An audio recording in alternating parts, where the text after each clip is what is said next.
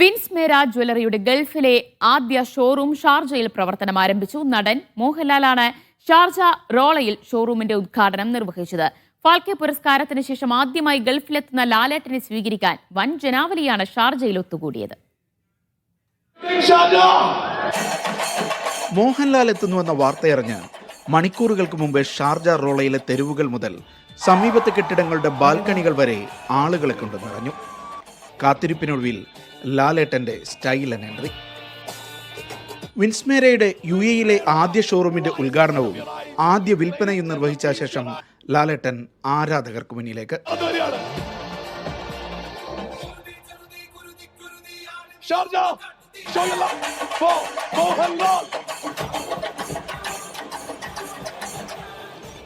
Arab ലോകത്തിന്റെ cultural ക്യാപിറ്റലായ ഷാർജയിൽ വിൻസ്മേരയുടെ showroom ഉദ്ഘാടനം ചെയ്യാൻ സാധിച്ചതിൽ അഭിമാനവും സന്തോഷവും ഉണ്ട്.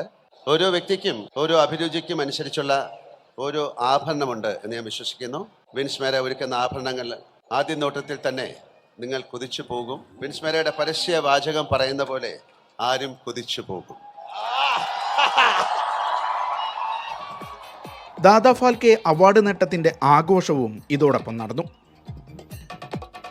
എല്ലാ ഗവൺമെൻറ് അതോറിറ്റികളോടും അതുമായി എടുത്ത ഭരണാധികാരികളോടും എല്ലാം ഞങ്ങൾ കടപ്പെട്ടിരിക്കുകയാണ്.